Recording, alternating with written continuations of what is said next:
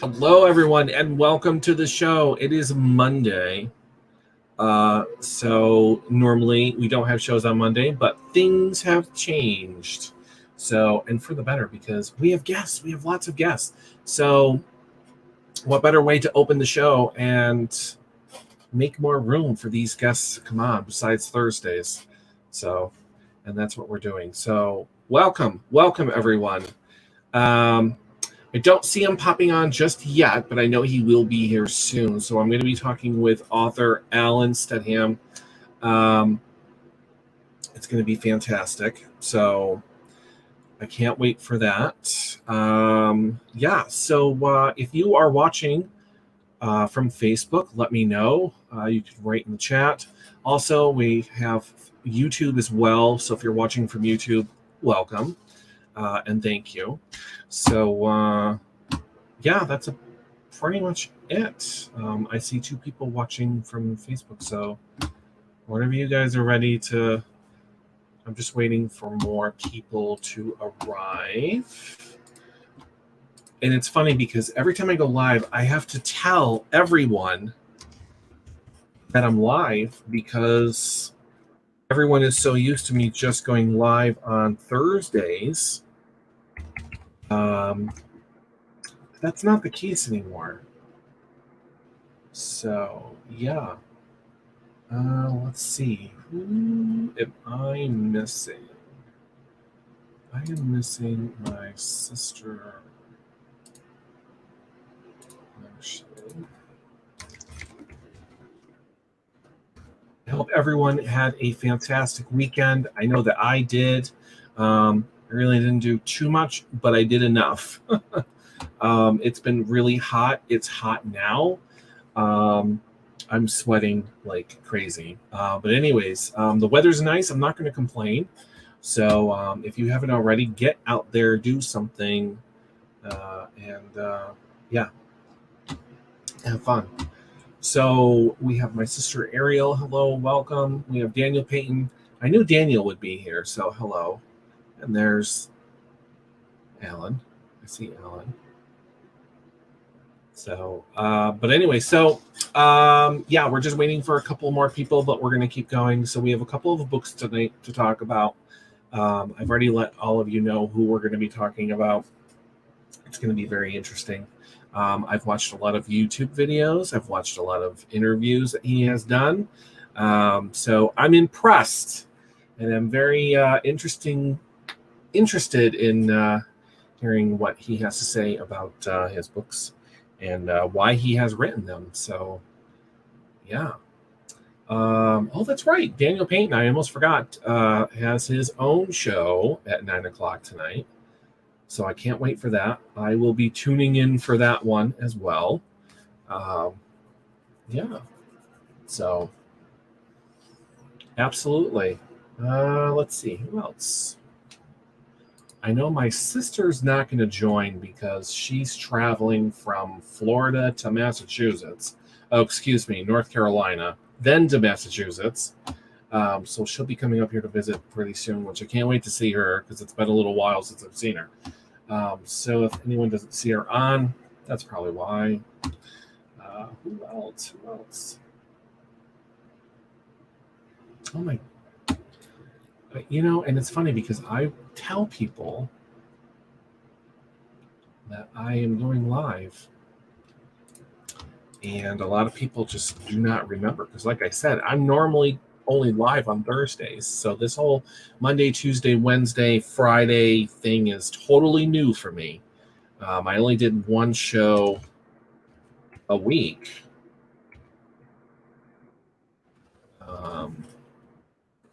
So I'm trying to get used to it.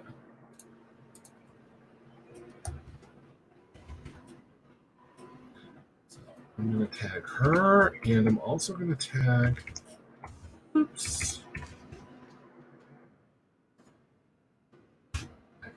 and my grandmother as well. Hopefully that they can see this. So, yeah. All right, more and more people are coming. Don't forget, we also have a show tomorrow. And it's going to be interesting because He was on last week. So we're going to be talking to author and British actor John Jack again. I don't feel as if though I gave him enough time to speak. There's so much more to talk to him. So yeah, I can't wait to talk to him tomorrow. Oh yes. So Daniel, since I have so much book to read, I am doing 2 shows. 2 shows? Oh my. Oh yeah, I see you're tagging people. Very nice, very nice. Oh, that's right. Everybody seems to know Alan because of this whole writing community that's going on. So that's fantastic. I forgot that you guys kind of know each other. So the other thing is I'm looking for ideas coming up because I kind of spent the money and bought a drone of all things. So that should be very interesting considering I've never flown one before. So I'm looking for some ideas on where I should go and film because I think it'll add some interesting elements to the show, something different. I want to be out on location instead of being stuck in here in front of a green screen, sweating all over the place. So hello to my aunt. Hello to my grandmother as well. My grandmother is here. So hello. I'm just waiting. Actually, I'm not going to wait. I don't really care. I'm just going to keep going. So pretty much everyone's here. So like I said at the beginning of the show, Allen Steadham is here, and we are going to be talking books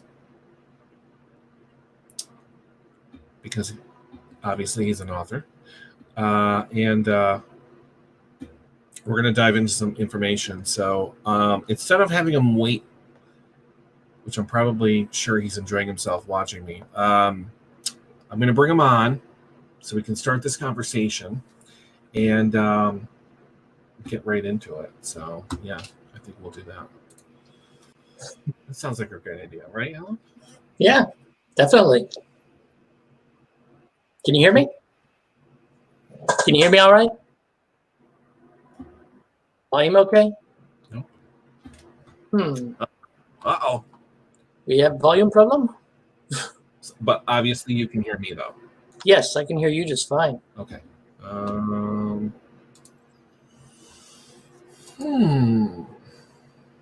Oh, you know why? What? Never mind. Because my headphones are still on. That's why. Ah. Can you hear me better now? Can you hear me now? Or Yeah. I should be able to hear you now. Yeah. Oh, wait. Can you hear me? I can hear you. It's my fault. I turned my speakers off. There you are. I can hear you. Okay, that's better. Okay, cool. Hearing is important. Yeah, I'm a big gamer, so I wear Bluetooth headphones, and I forget that they sometimes connect up to the computer.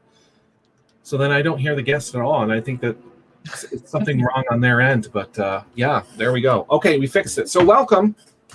Thank you. I appreciate being here. Yeah, absolutely. So we are going to be talking some books and a couple of books because you've written a couple of books. Mm-hmm. So I think what we'll do is we will start discussing Mindfire. Okay. What's that book about? Actually, before you even start talking about that, I should ask so people understand what type of writing you do, like the genre. Sure. And then we'll go into the books. I write Christian fiction, particularly Christian speculative fiction, so a little more on the sci-fi and fantasy side of things. Okay. And so Mindfire is actually... Mindfire is an interesting story because it's a superhero story, but it's from a Christian angle. Now, the lead character in it is actually the 20-year-old daughter of a former superhero and a current supervillain. And she's not a Christian character. We get her tale throughout this story. And Mindfire has to do with the powers that she develops, which she has telekinesis, and she can move things with her mind, or she can set them on fire. Oh, interesting. Okay. Wow. And basically the story, it's a story within a story, because her father used to be on a superhero team. And so there's a story set 20 years in the past, and what affected those characters back then, what actually led to the lead character Leia Hamilton's birth, and how that's still affecting things in the present. Okay. Very interesting. So Mindfire is your first book, correct? Yes, it's my debut novel. All right. So I guess my question is what made you write that type of genre? Well, I actually started off doing comics as a kid. I actually wrote and drew my own comics. And so that's where the whole backstory came from. I started when I was 10 years old doing these comics just for fun.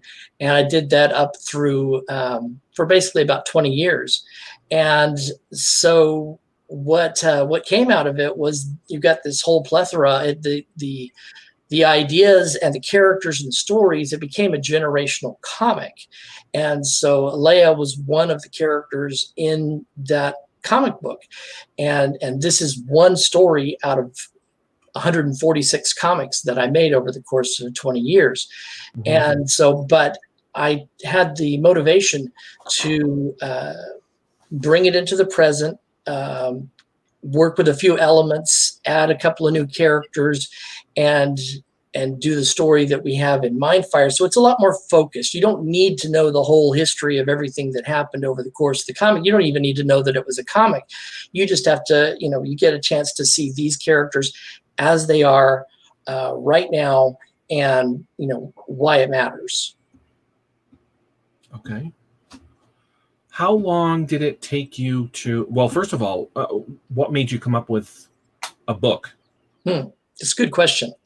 Actually, what was my motivating factor for that was National Novel Writing Month, which happens every November. Mm-hmm. And the idea behind that is to write a 50,000 word full-length novel, over at least a first draft, within the first 30 days of that month.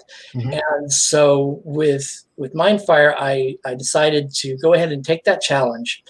And I actually prayed about it, and I just asked the Lord to help me to write this story. And I just gave everything over to Him, and He motivated me to take these elements and form this into this novel, the first draft of this novel, I should say, over the course of 3 weeks. And it came out being approximately 56,000 words in the first draft.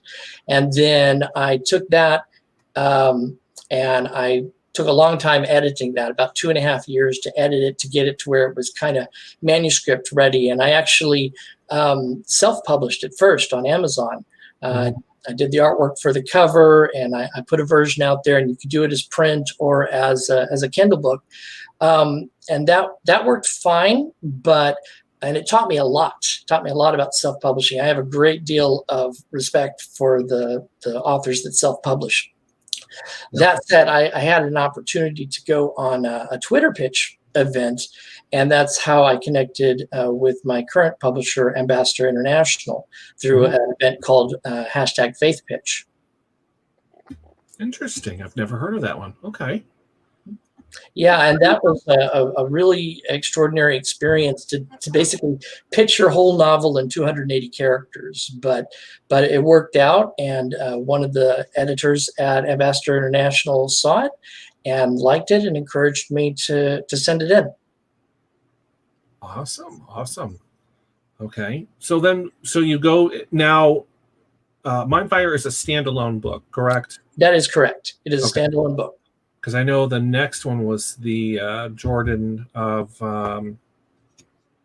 Jordan of Algorand series, yes. Yeah, a series. How many are in that series? That's a trilogy, 3 books in that one. And Jordan's World was the first book. Okay. So what is Jordan's World all about? Well, Jordan's World, I wanted to do something completely different than what I did in Mindfire. So Jordan Lewis is the main character of the series, and she and her mother are abducted by aliens one night, and they're taken through this portal to another world. Didn't want to do spaceships and stuff, so they just seemingly randomly took her and her mother and took them to this other world called Algorand. And Algorand is Earth-like, but it's not exactly like Earth. It's a much colder, harsher environment. So basically these aliens dump them off there and leave them there. And Jordan and her mother are taken in by a tribe from that planet called the Makta. And they basically have to start over. And they have to learn the language, they have to learn the culture of these people, but they are accepted by these people. But they basically have to, adapt to living on this other world because there doesn't seem to be any way to get back to Earth. And so that's what Jordan starts to adapt to life out there and everything, and seeing, what she wants to do, because she's 17 when she's abducted. We start off the book 4 years later, and so she's 21. And so very soon after that, she finds out that the aliens that abducted them may be on the other side of Algorand. So she actually becomes a hunter. And so she and 3 of her fellow hunters set out to find these mysterious aliens. And so it's kind of like a quest, that's the fantasy element. It's more of a science fantasy.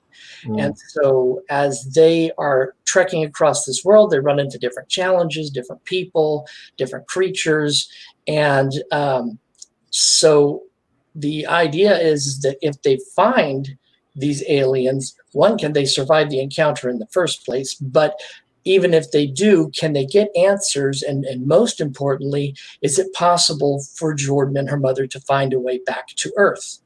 And so the real crux of the title of the book, Jordan's World, is basically, now that she's had a chance to spend some time on Algorand and compare the two, which world is Jordan's world? Very interesting. I like that. So, and of course, you said trilogy. So obviously, Jordan goes through a journey, right? Mm-hmm. Yes. Main characters throughout the book, obviously meeting some new ones. I'm assuming. Yes.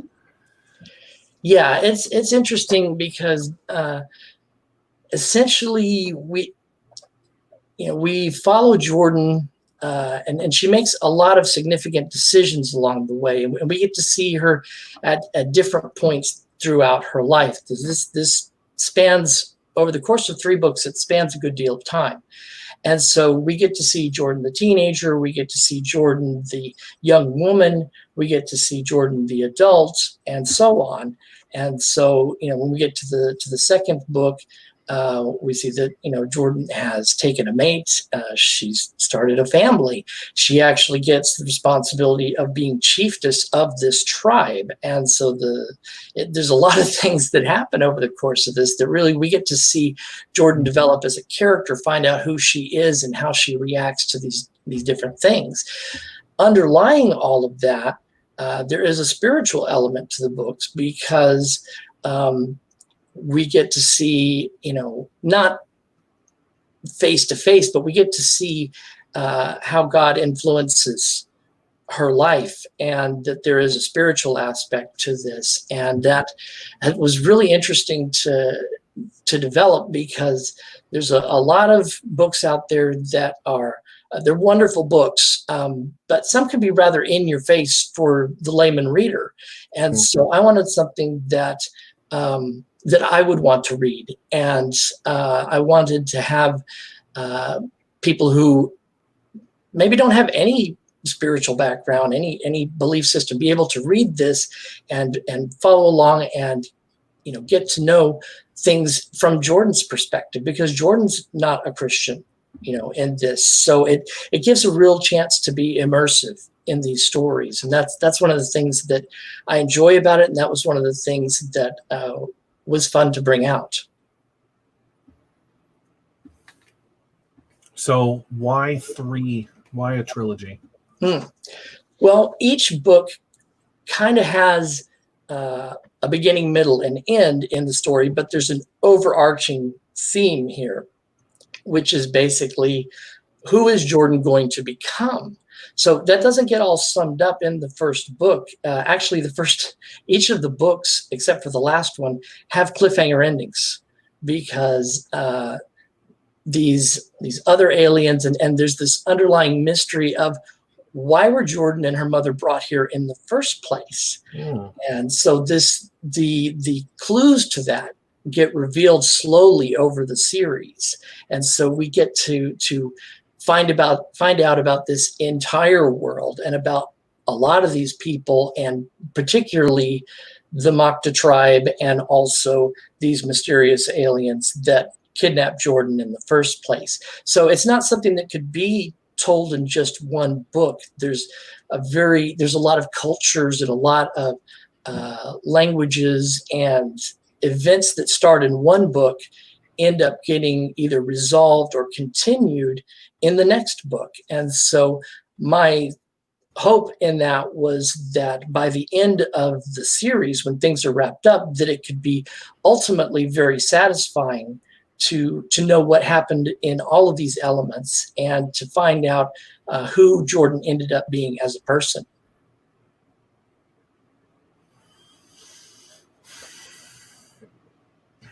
So have we seen the end of Jordan? Is there any more that you would like to do with that? I mean, did you pretty much sum it all up with the 3 books, or did you? So there was no, because I know some leave just enough so that just in case they need to return to it, they can at least maybe write one more. Well, the thing about the Jordan series is there are elements that are left to the imagination even when the series is over. But in terms of, Jordan herself, when we get to the 3rd book, which is coming out this fall, called Jordan's Deliverance, when we get to the end of that book, my hope was for the reader to feel satisfied that, okay, great, then this is where things are at. And it's okay to have the questions and to wonder, certain elements. How did this end up? How did this character end up? But I really didn't. I considered actually doing a spinoff. But when I considered doing that spinoff, it didn't leave me feeling satisfied as a writer. And if I'm not satisfied as a writer, I'm pretty sure you're not going to be satisfied as a reader. And so it was better to me to have a good ending in the 3rd book than to try and spin off and not really have enough material and not have enough of the focus that was in this trilogy. So, it could be done, but sometimes just because you can do a thing doesn't mean that you should. It makes a lot of sense. Yeah. I think it's done. Leave it alone. Don't make it, I don't have to make any more. So yeah, I understand that. So obviously Mindfire, is it Jordan's World, right? Jordan's World. Yep. And then the 2nd book is also out, right? Yes. All right. And all 3 of those are on Amazon. Okay. And you said the 3rd one is coming out this fall. That's correct. Okay. How long did it take you to write, I guess, 2 and 3? Well, the 2nd and 3rd books took about a little over a year each to write. And then, of course, they had to go through edits and revisions. But Yeah, it takes me roughly about a year to write most of these books, and that gives a chance to when I write. I go through, and my wife is actually my first editor. So I'll write the first draft, and then, she'll go over it with me. We'll go through our own sets of edits before we even consider it ready to go in as a manuscript. And it really gives a chance to deepen the story and add some elements, because it really needs that. Sometimes when you first are writing a book, and you just, at least for me personally, I go through and I'm focused on, okay, I know these elements, I know what I want to accomplish, and here's the route to get there. But it's more the focus on making sure all of the story elements go in there. But then I get a chance to come back later and kind of fill in some of the gaps and details and deepen the story and deepen the characters. And, it really helps to have someone else's perspective on that. And then once we get it to a point that we're both satisfied with it, then we have a little prayer and we send that manuscript in to the publisher, and then we go through their edits, and they always have some very interesting things to add. So it's a process, and so it takes between a year and a year and a half to really get it from start to finish, where it can be ready to actually go out there to the public. Right. Yeah, absolutely. Let's see here. Questions are coming in. So how old was he when he started writing? Well, I started writing novels in 2013. So November 2013, I would have been 43. 44 actually, when I first did that. But I actually started writing comics when I was 10. So it's a matter of perspective. I've had a friend tell me, the moment you write anything, technically you are a writer. So, but in terms of actually doing the novels, 2013. All right. Did he always want to write books? If not, what did he want to do? Actually, for a long time, I actually wanted. Okay, let me back up a little bit. When I was in school, I actually wanted to be a journalist, a professional journalist. And so I studied journalism throughout high school and even some into college. But I got a little bit disillusioned about that as a career. Not so much for my ability, but just didn't like some of the bullpen politics of it and all. So I decided to go a different route. But I never gave up on writing comics and doing comics. So I actually at one point thought that I might be able to do something either with web comics or maybe even print comics. But although I did a lot of web comics for years, my wife and I actually did a Christian web comic called Due East. But no, ultimately, being an author was what I wanted to do. And so I've been very satisfied with that. And I'm looking at it, as a second career. I've got a day job and very, very happy doing that. But I would love to get to the point where being an author was a full-time career. All right, which leads me to the last one here. Does his wife also write books? She does not write books. My wife actually writes music. She is a very talented musician. She has written poetry. She has written a lot of things, but she's not interested in writing novels. But as a creative partner, she is a part of all this, so she understands writing novels. She understands and has learned a great deal, and she is incredibly supportive to me. So I think that if that were something that she were interested in, I think that she could do very well at it. Absolutely. Okay, awesome. Yeah. Okay. we're all going through this COVID-19, whatever you want to call it. Right. Has it sparked another project? Actually, yes, it has. And I'm going to give you an exclusive, Brian, because I have not revealed the title of this project, but I'm happy to do so. Now, at the beginning of April, I was inspired to write a new standalone novel that is not part of the Jordan series. It's not related to Mindfire. It's not a sequel of anything, but it is a Christian slice of life fiction, and it is called The Former Things. And I was able to write the first draft of that in 33 days, thanks to COVID, because being at home and having lots of time to write. Yeah. So we're in the process of going through edits and revisions on it right now. But I'm really excited about it. It's very different than any of the other books that I've written so far, because it's normal circumstances. It's present day on Earth. But the interesting thing about it, without going into a great deal of detail, is that the main character in it is an atheist. And it is told from his perspective. This is also the first book that I've written that has a male protagonist. And so it's been really fascinating to write this kind of Christian fiction. So what made you come up with that? Because that seems a little different than your other ones. So it is.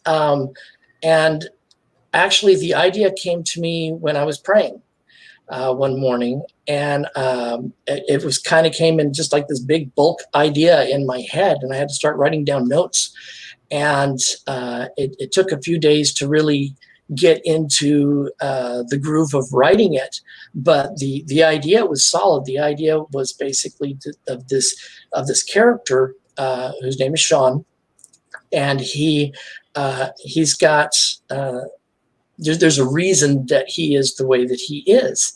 And I wanted to make him a very compelling character, an interesting character who the readers could relate to, regardless of what their background is. And so, it just came to me, and I had to work with it. I was very, very inspired once I got started on it, and I'm really excited about it now. It sounds exciting. Okay, yeah. So besides writing, and I've been asking everyone that comes on the show, because of COVID, it has brought out things that maybe we haven't done in a long time, or we're doing for the first time. So is there anything that you find yourself doing that you normally most likely would not have done? Definitely. Definitely. I had the opportunity to homeschool my 9-year-old daughter. And so I had never imagined doing that. But fortunately, the school district where we live provided a Chromebook, and they set up all the materials, and we're very good about emailing the parents and everything. So I was sitting down and working with a curriculum for my daughter daily, Monday through Friday, and got kind of a special chance to bond with her a little bit, because we had to kind of team up to make it work, because she didn't exactly want to do it and I didn't exactly want to do it, but we had to make it work. So we ended up making the best of it, and so I don't regret that. I think that was a great experience to have. And with COVID, everybody had to improvise everything, it seems like, and school's no exception. But, I think it's better for them to come up with an alternative to allow the kids to continue to learn than to just, dump them like a hot rock and then say, okay, we'll just start over next year. Yeah, absolutely. Yeah. Okay, another question. Can you see the questions, by the way? I cannot. Oh, let me. I can pull up on a different tab. I think you should be able to. I mean, you don't have to, but just in case I miss something or whatnot, I like to have another pair of eyes looking. I understand. Now, give me a second. I'll see what I can do.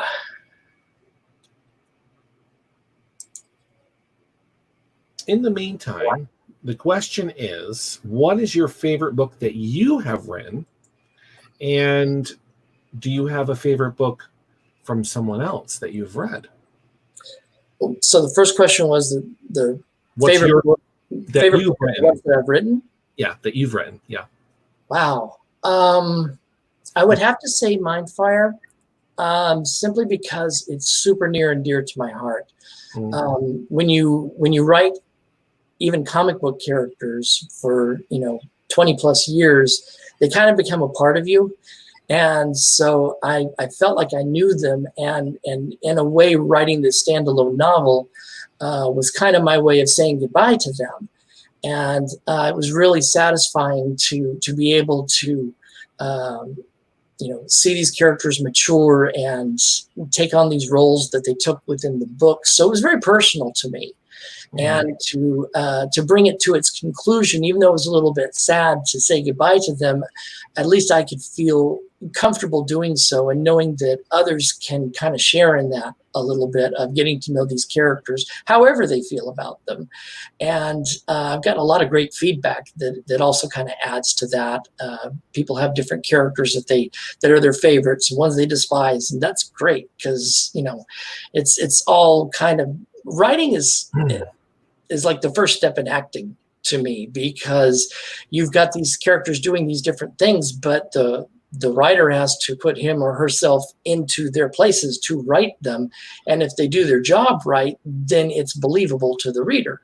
And so I feel like that's what elicits the reactions from people, that if they like something or they hate something, it's because you did your job as a writer. And so I got a lot of feedback about Mindfire in regards to that, and the other books as well.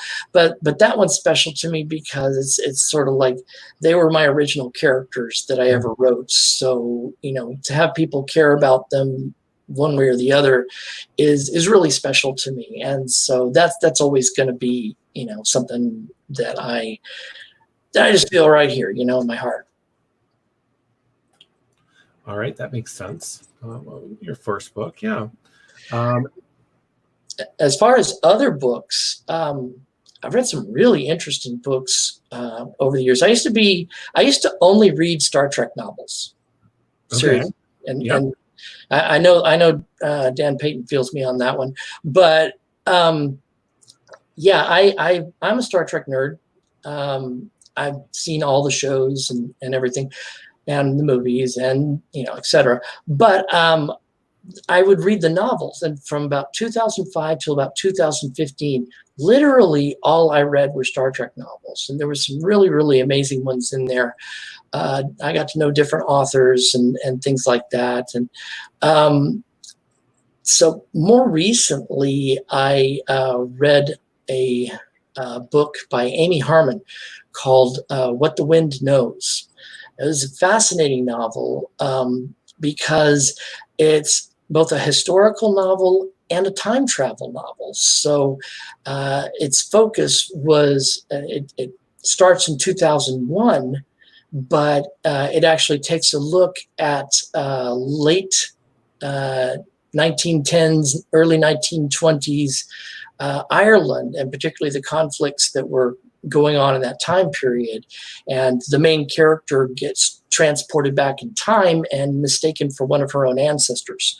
So it was really interesting, and it had some real strong writing to it. And it was one of those, there are very few books that I can't put down, but that was one of those types of books where you just start reading and you're just hooked. It's fascinating to you. And that's the type of stuff that I hope to write. So when I get a chance to read something like that, it's really enjoyable. There's also been a lot of Christian fiction that I've been reading, but I can't name any right off the top of my head that are just completely blown me away. But there's some really enjoyable books out there. Mm-hmm. So what is it with Star Trek? Why Star Trek? Well, it was one of the first shows I ever watched back when it first went into syndication. I started watching Star Trek, the original series, when I was 6 years old.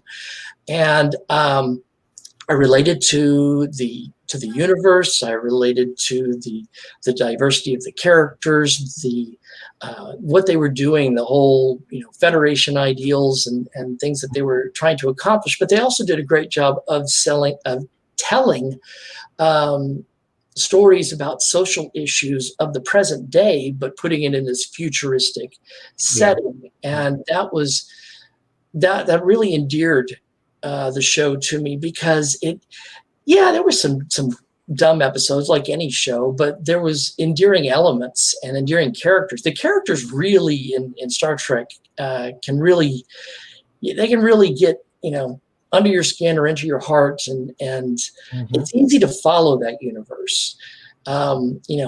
Whether you like it, whether you don't like it. I mean, I'm a sci-fi buff in general, but there was something about Star Trek that really endeared me to the characters.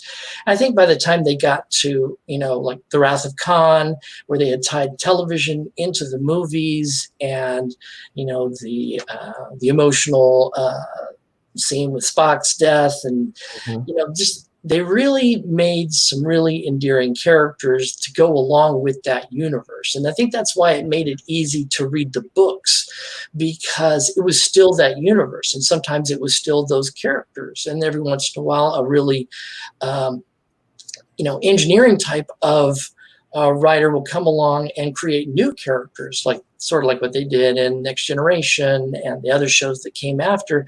If you keep everything within that universe and you hold to the things that made those stories and those characters so memorable and so enjoyable, then it hooks you and you want to see more. Now the same thing is true if they don't do a good job with those, then that's not a very satisfying book. That's not a very satisfying episode if they do things that make the character out of character. Right. But all that comes down to writing to me. Is it a good writer? Is the writer respecting the material or not? And of course that's up to everybody's individual preferences, whether they like that or not. But I found the majority of it, to be identifiable and to create kind of a lifelong enjoyment with it. Right. I'm a Trekkie myself, but it's interesting. I've never, besides Daniel, I don't even think I've asked him that question before. What is it about Star Trek that, so it's very interesting. I know Daniel levitates towards DS9. Where are you in the Star Trek universe? Where you kind of your go-to series? I would say I really, really enjoy the original series. I mean, just for the fact that it did so much with so little, because they had zero budget, but they still made these, mostly believable stories and said a lot of powerful things. After that, I mean, I have great respect for Deep Space Nine, because they went into territory that had never been explored before. And they actually told a spiritual element in Star Trek beyond just one episode, and to do the whole thing with the Bajorans and their religion and everything. I thought for the most part they pulled that off very well, but just the fact that they started doing serial storytelling, and they took a lot of risks in there, which that also is in common with the original series. They took a lot of risks too. With Next Generation, it's a great show. There's a lot of great episodes, but because it was episodic and because they really didn't take as many risks, it'll always have a special place in my heart, and the characters definitely will always have a special place in my heart. But Deep Space Nine kind of took those chances, and they had a lot more the writing elements from people like Ronald D. Moore and others that really took it into some introspective areas and basically threw characters off the deep end and said, okay, what are you going to do now?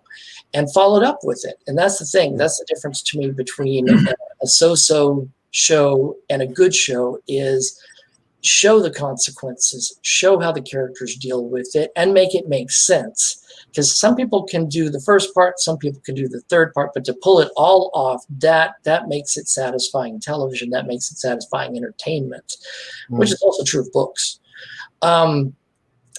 Voyager tried to do that. Great characters, great premise. I'll always like it. But they did kind of strain the believability, because that ship should have been in pieces by the time they got home. And they never really did that. The ship was always perfect the next week. And so, you had to put aside some suspension of disbelief. And despite that, they still did a lot of character exploration. So I give them, kudos for that. There's been some great stuff done in the books regarding Voyager. Enterprise, I had mixed feelings about, because it started a little clunky, and then it really took off by the third season. And then by the time they got to the end of the fourth season, they were where they probably should have been at the very beginning. And so they did some great stuff, but they ended too soon. And the new Star Trek would take a long time to talk about, but there's been some really good stuff in that. And I think it's like anything, they have to take their time and work with it, and we'll see where it goes. There's a lot of good potential in there. So we'll see where that goes. So which one are you referring to? Are you talking about Discovery? Are you talking about Picard? Are you both? Okay, so you've watched both, obviously. Yeah. Okay. Yeah, I've seen both. I've seen both seasons of Discovery. We're going in season 3, and I've seen all of season 1 of Picard. I don't want to go into a whole lot of details about that, because they've got lots of intricacies, but I appreciated elements of all of them, and I think that the Discovery came a lot more into its own in its second season, and I think that Picard was extremely ambitious, and that they pulled off a lot of what they set out to do, and so they deserve kudos for that. Yeah, absolutely. And it's probably the best TNG reunion that could have been imagined. Right, absolutely, I agree. Daniel is finally piping in. He says, Alan, be careful banging on Voyager around Brian. Yeah, because Voyager is my go-to. I love all of them, don't get me wrong, but I levitate towards Voyager. I think it's there's nothing wrong with the basics of Voyager. There's nothing wrong with the characters of Voyager. I agree with what you said, though. I do agree that, it was in pristine condition, every episode. Nothing had ever happened. But no, that's the one I like Captain Janeway, so she's my favorite. Janeway was awesome. The Janeway, I think it was interesting, and I was really glad they came back to the Janeway Chakotay relationship in the books. I've only read one, so I haven't. I own a whole bunch of Star Trek books. I just have not read them. I have the time now, and maybe I should. Interestingly enough, Kirsten Beyer, who wrote basically the relaunch of the Voyager books, is one of the main people on both. She was one of the head writers on Discovery, and she's like an executive producer on Picard. Okay, yeah. I think I've heard of her. I'm gonna have to check her out, because I do need some new. Well, now that I have all these authors coming on, I have to keep reading all these books. So eventually, I'll get to my own reading and stuff like that. So, do you think that reading all those years, all those Star Treks, helped you? Absolutely, it really did, because prior to that, I think that in order for an author to become a good author, he or she needs to read a lot. I think that, and not just one author. It'd be like, as awesome as J.R.R. Tolkien is, or any fill in the blank, any author, as awesome as they are, they're not the only author out there. And every author has strengths and weaknesses, and you can learn from all of that. And so I probably read a couple of dozen authors or more over the Star Trek books, because I also like the anthologies. And so they'll throw in writers you normally wouldn't necessarily see in the main books. They'll do short stories for the anthologies. Yeah. And so for me personally, I learned a lot of things that I think I've incorporated into the sci-fi elements of my books from reading Star Trek. Now, I have made a conscious choice not to write Star Trek in my books, you know, and I have respect for the people that do Star Trek fan fiction, such as Daniel, but I personally chose not to do that. But it has been an influence, because there's a lot of rich character development and a lot of good story progressions and twists and resolutions. And I wouldn't cite any one particular author as a be-all, end-all influence, but there's definitely a handful that I read more than others. Let's say, for instance, David Mack and Dayton Ward come to mind, but there's a lot of others, Kirsten Beyer as well. Just wrote some fantastic fiction, and I think that every author owes it to themselves to read a lot in order to grow and to do their own craft. And that's also, we do a lot of time writing, but sometimes you need to take some time off and go read. So, I tried to do that time to time, although it's extremely hard when you're trying to get books out. But I do. I think it's very important, and I think they've been a big influence. Okay, absolutely. I kind of figured as much. Yeah, I would assume that writing Star Trek fan fiction can be a little bit difficult. So, but also cool. So I'm glad that he's done it. But yeah, because you have your own thing, you have your own stuff to write. So yeah, absolutely. Now, when I did comics, I did do some Star Trek parody, because I think that's kind of a necessary. And yeah, I did one once. It was a parody, and I basically did, what if the actors that played the different captains got together to try and come up with the next Star Trek movie? And this was before the 2009 movie came out. And so I had it that Patrick Stewart and Scott Bakula and Kate Mulgrew and Avery Brooks were all in a room trying to come up with story ideas. It was hilarious. Are you still doing comics? Not anymore. I stopped about roughly around 2015, simply because I don't have the time to do that. Yeah. Now that I'm doing, the writing for these books and series, it takes a great deal of time to do comics, because I would start out and I would do the pencils first, but then I would do inks. I would scan it in. I would do computer colors in multiple layers, do all the lettering and all that stuff. And it is very, very rewarding, but very time consuming. And so it basically was a choice. If I wanted to continue doing web comics, I could have done it, but then I would have had to sacrifice time towards these novels, and I wasn't willing to do that. Yeah.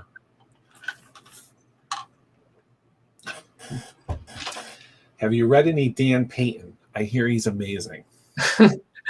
I actually have been wanting to read through Remnant. I do have it, and I'm looking forward to it, but I have not yet.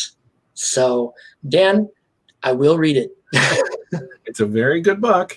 I do recommend all of his books. Yeah, absolutely. No, you would not want to read Earth's Last Starship? Oh, I definitely would. I definitely would like to read that one. That will be on my list, because I have seen I've seen him talk about it, and I've I've looked it up, and I have to apologize because when I go through and I look at books, I will look long enough to see the description and everything, and then I'm like on to the next thing. I stay crazy busy, but yes, it will be earmarked. Okay, cool. So Remnant and Ursula Starship, cool. Yeah. So I mean, I know the main character, so yeah, I recommend that book too. Yeah. So fantastic. So Mindfire, Jordan's World. What's the name of the second book? Jordan's Arrow. Arrow. Yes. Okay. Those 3 books are available on Amazon. Mm-hmm. And on Barnes & Noble too. Barnes & Nobles. I keep forgetting that people are using Barnes & Nobles as well. You can get it for Kindle. You can get it as paperback, right? Yes. The last one of the series is coming out in the fall. Yes. So do we have a time frame, like a month or? I am actually waiting on that right now, but I would, if I were to make a guess, I would say approximately October based on what I know. It may be later than that, maybe sooner than that, but I would say probably around October. Also, I want to add that Mindfire is also available as an audiobook on Audible. Oh, okay. I like audiobooks. Well, I know a lot of people, it's easier because you can be doing something hands-free while listening. So I think that's absolutely fantastic. That's how I'm reading Earth's Starship. Because I find it interesting. The guy tries to do a voice of me, and it's interesting to say the least. But yeah, so that's awesome. Anything else? One thing that I can also add is that down the road, I don't have a time frame, but the Jordan of Algorand series will also be an audiobook.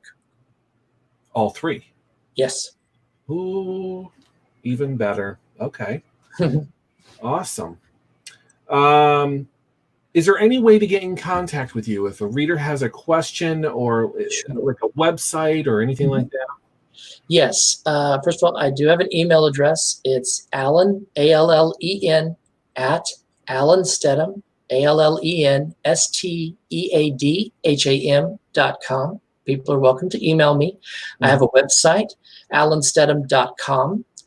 And I also have a YouTube channel and Twitter and a Facebook author page. And you're on Instagram. Yep, I'm on Instagram too. Allen Steadham, all one word.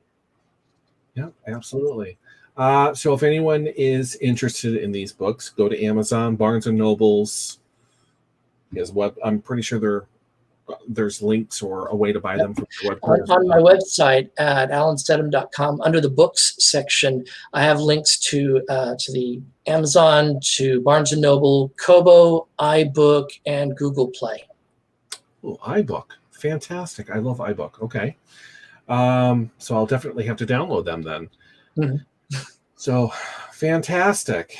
It has been an absolute joy talking to you. I'm pretty sure that I will be talking to you again. Great. As soon as we figure out when the latest project comes out. Definitely. So yeah, absolutely. Well, thank you for coming on. Thank you so much for having me.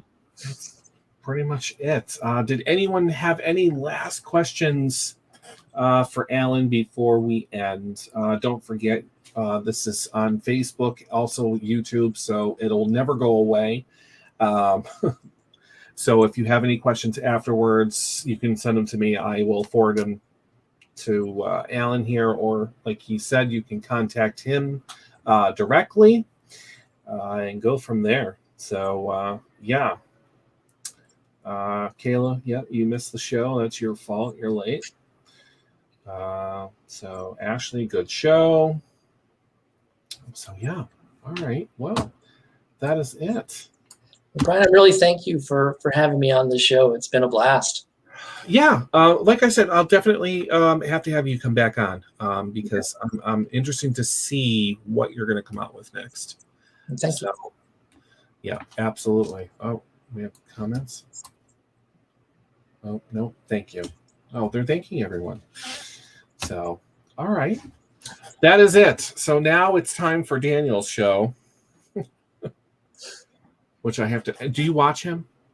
I've seen him. I try to at least stop by because it's a lot of fun. Yeah, he tags me every time, and especially on Mondays and Fridays because now I've been doing shows. I only used to do a show once a week, and that was only on Thursdays. And all of a sudden, because I opened it up to guests, and I used the radio guest list, I just got flooded, and there was just no way that I would have been able to do one person once a week because, I mean, yeah, it would fill up the rest of the year, but I have nothing else to do. It's COVID, so I've been opening it up to Mondays and Tuesdays. So I try to hurry up, and because he's tagging me, he's wondering where I am, because people think it's cool that a character of someone's book is actually there watching. So yeah, so I usually have to watch. But do we know a Daphne? Yes. Okay, she's saying hello. Another one that's late to the party, but that's okay. Welcome. Hello, Daphne. Finally getting to watch a live show. Yes, but now we have to go.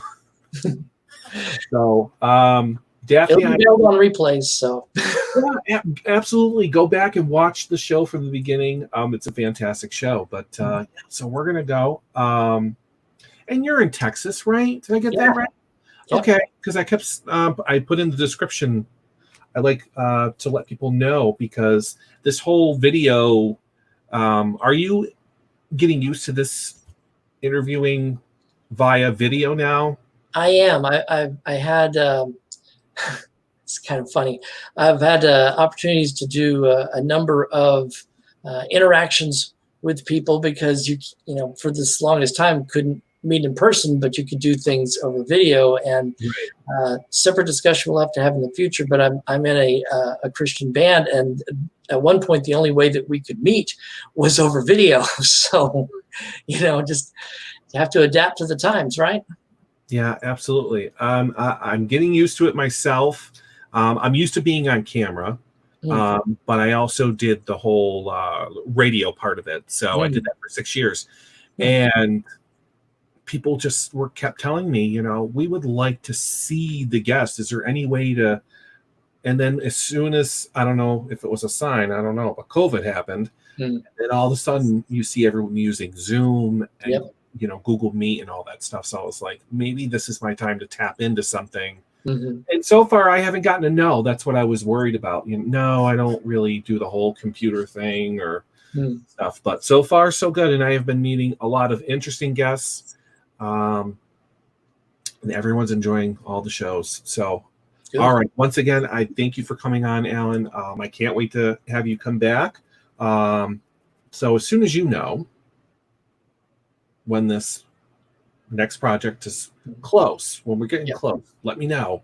And we'll definitely have to have you back on. So, yeah. All right. Sounds great. So, all right, everyone. If that is it, I'm going to go because I'm sweating and it's very warm in here.